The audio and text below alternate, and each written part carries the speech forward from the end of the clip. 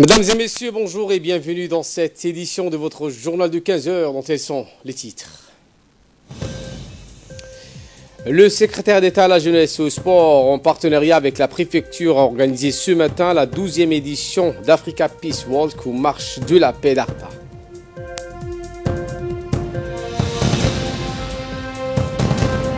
Et en Argentine, des multiples tensions pour l'ouverture du sommet des dirigeants des pays du G20. Voilà pour le sommaire. Merci si vous nous rejoignez sur Télé Djibouti.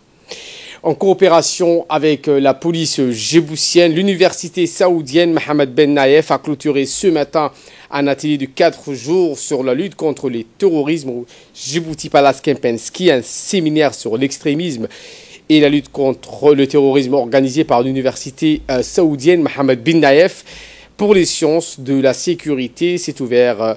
La cérémonie inaugurale de cet atelier a été présidée par le directeur général de la police nationale, le colonel Abdillahi Abdi Farah, organisé en collaboration avec le ministère de l'Intérieur et la direction de la police nationale. Ce séminaire a réuni jusqu'à plus de 50 participants. Dans son intervention, le président de l'université saoudienne, Dr Abdul Majid Ben Abdullah Al-Banyoun, a clôturé ce séminaire sur l'extrémisme et la lutte contre le terrorisme en encourageant l'ensemble des corps constitués dans cette voie pour la préservation de la paix et la lutte contre toute forme d'extrémisme. Il a notamment saisi cette opportunité pour saluer les responsables politiques, en particulier le ministre de l'Intérieur, Hassan Omar Mohamed. Fin de citation. Et de son côté, le ministre de la Justice et garde des Sceaux, Moumin Ahmed Cher, a remercié l'université saoudienne de Ben Naïef pour sa formation et a demandé aux participants de capitaliser et de transmettre les connaissances acquises. C'est pour moi de clôturer cette séance de formation et je pense que vous avez tiré de cette séance de formation le meilleur enseignement et que les enseignements que vous avez acquis au cours de cette formation vous seront très utiles à vous et à la République de Djibouti dans son ensemble.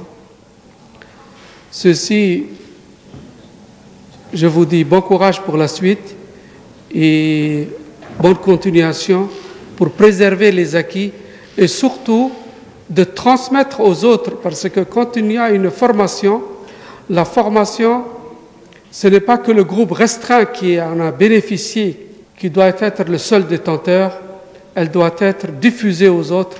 Et j'espère que vous allez transmettre le savoir que vous avez acquis ici à vos autres collègues qui n'ont pas eu la chance d'assister à ce colloque. Et le président de l'université saoudienne, Dr Abdul Majid Ben Abdallah Al-Banyoun, a été décoré hier matin par le chef des corps des armées, le général Zakaria Cheikh Ibrahim. Cette cérémonie de décoration a regroupé de nombreux officiels djiboutiens, dont le ministre de l'Intérieur, Hassan Omar Mohamed, le directeur général de la police nationale, le colonel Abdillahi Abdi Farah, des officiers supérieurs des forces armées djiboutiennes ont pris également part à cette cérémonie de décoration qui a eu lieu au camp Cheikh Ousmane CCO.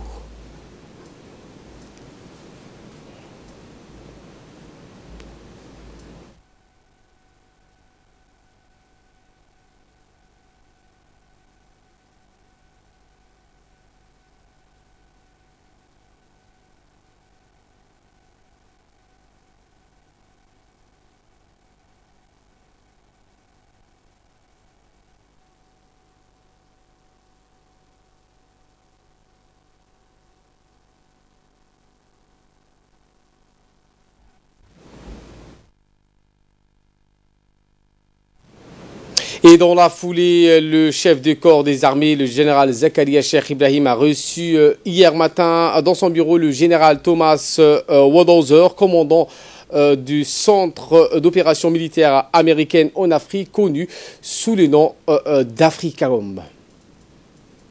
Le général Thomas Wadhauser, accompagné du commandant en chef de la force multinationale interarmée de la Corne de l'Afrique, connu sous le CJTF, l'ambassadeur américain Larry André et l'attaché de défense a donc été également à ses côtés lors de son arrivée. Il a reçu tous les honneurs dus à son rang au quartier général des forces armées djiboutiennes. Au cours de cette rencontre, le général Zakaria et son homologue américain ont eu un entretien qui a porté sur l'excellente relation de la coopération militaire qui lie les deux pays.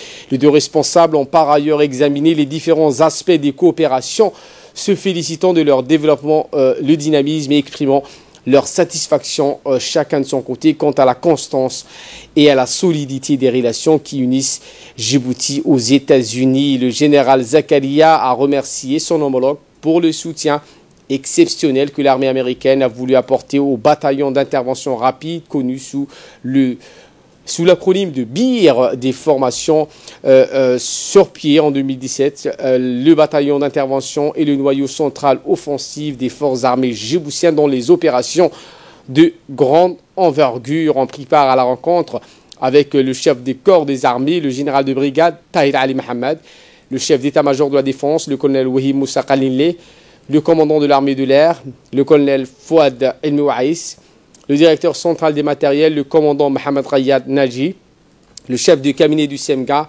le commandant Amina, le commandant du bataillon Bir, Omar Ali Hassan, et enfin le lieutenant Lula Ali Moussa, directrice adjointe des relations internationales. Également, dans l'actualité de ce 15h, le ministre de l'Éducation nationale et de la formation professionnelle, Moustapha Mohamed Mahmoud, a dirigé les travaux d'une réunion d'information sur la 3e édition des grands concours scolaires. Le secrétaire général du ministère, Mohamed Abdallah Mahyoub, l'inspectrice générale Mouna Ismail Abdou, ainsi que l'inspecteur de la vie scolaire et plusieurs chefs d'établissement ont pris part à cette rencontre de présentation du programme de cette nouvelle édition des grands concours scolaires. Le ministre a d'abord loué le travail de l'ensemble des responsables et des techniciens qui ont transformé en grand succès chacune des éditions précédentes des grands concours scolaires. Il a rendu un hommage à l'inventivité et au génie des élèves du lycée de Balbala qui ont construit un robot. Puis, il a évoqué l'organisation des journées civiques et citoyennes au sein des établissements scolaires pour faire de l'école le centre de mobilisation de la communauté pour promouvoir la culture citoyenne et sociétale. Le ministre des Affaires musulmanes, de la culture et des biens Warf, Momin Hassan Barre, a reçu hier matin dans son bureau une mission de la Banque mondiale composée des spécialistes en gestion préventive des risques de catastrophes naturelles. L'entrevue s'est déroulée en présence du conseiller du ministre, Chouaib Adjal, et du directeur général de douane et des biens Warf, Elmino Jama. Au cours de la rencontre, le ministre a souhaité la bienvenue aux membres de cette délégation en leur souhaitant bon séjour à Djibouti. Puis, il a fait un tour d'horizon sur les attributions du ministère regroupant à la fois le religieux et les culturels et d'ajouter, de par ses activités multiformes, le ministère contribue efficacement dans le domaine de la sensibilisation communautaire à travers les prêches dans les mosquées et les programmes religieux radio-télévisés. Dans le cadre de ces activités, l'Agence nationale des personnes handicapées a signé une convention de partenariat avec le Phoenix Center Resources. La présente convention vise à acheter des fournitures médicales, des matériels, y compris des ambulances et d'autres ressources à la demande du directeur général de l'Agence nationale des personnes handicapées de Alé. Mais il est attendu également que le partenariat s'étende à la recherche et à la sécurisation d'autres ressources matérielles sans toutefois s'y limiter à l'alimentation, l'éducation et d'autres aides. Good insight into how we can help with projects ranging from britannique et l'institution nationale visera également à mobiliser des ressources financières auprès des organisations gouvernementales européennes telles que la Banque mondiale, d'autres organisations caritatives telles que le Comic Relief autour de projets innovants concernant la question de l'handicap à Djibouti. Et le secrétaire d'État à la jeunesse et au sport a organisé ce matin, je vous le disais en titre, la 12e édition en partenariat avec la préfecture ce matin, la 12e édition d'Africa Peace Walk ou Marche de la paix. Cette randonnée est dédiée donc à la promotion de la paix si chère, particulièrement dans le continent africain. Cette randonnée est l'occasion de perpétuer cette culture de la paix. C'est aussi un moment de retrouvailles pour les amoureux du sport, de la nature et de randonnée. Le coup d'envoi donc a été donné ce matin en présence des membres du gouvernement, dont le secrétaire d'État à la jeunesse et au sport, le ministre de l'énergie, le ministre de la communication chargé des postes et des télécommunications, le ministre de la décentralisation et plusieurs autres personnalités.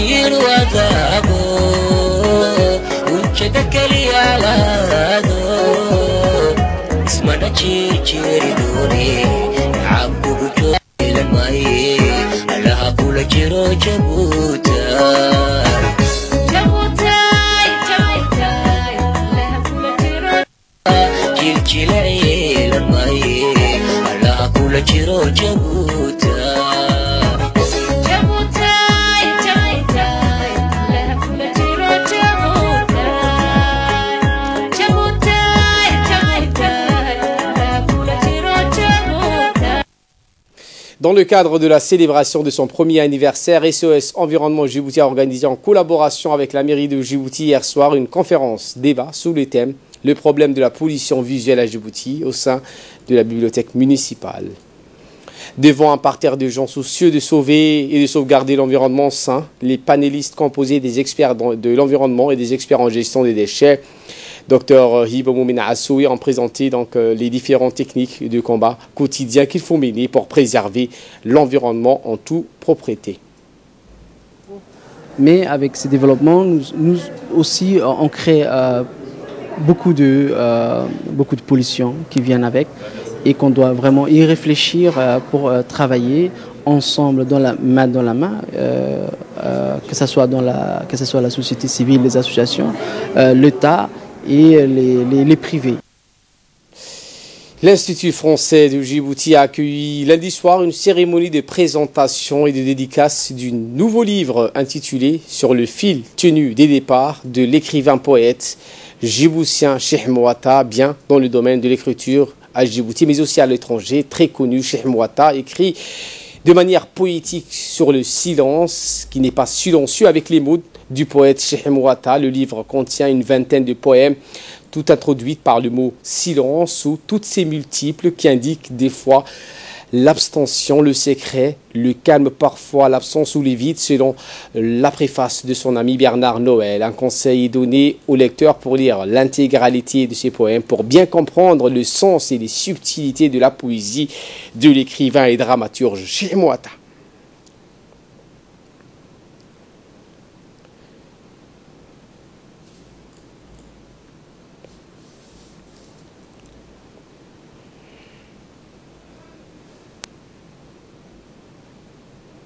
Monsieur Cheikh Mouata donc a rendu un hommage à l'Institut français qui l'a soutenu, ainsi que les professeurs et les panélistes, les auditeurs, tous qui ont participé de près et de loin à la création de ce livre. Écoutez.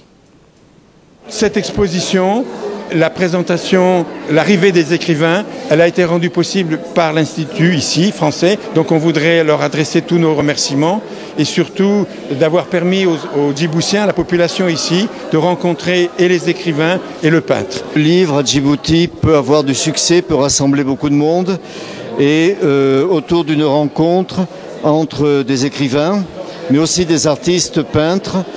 C'est une rencontre artistique, une rencontre de personnes, grâce à notre ami Cheikh Mouata qui est un écrivain. Ce n'est pas un événement fortuit, ça a été organisé. Et ceux qui l'ont organisé, c'est d'abord l'ambassade de France à Djibouti.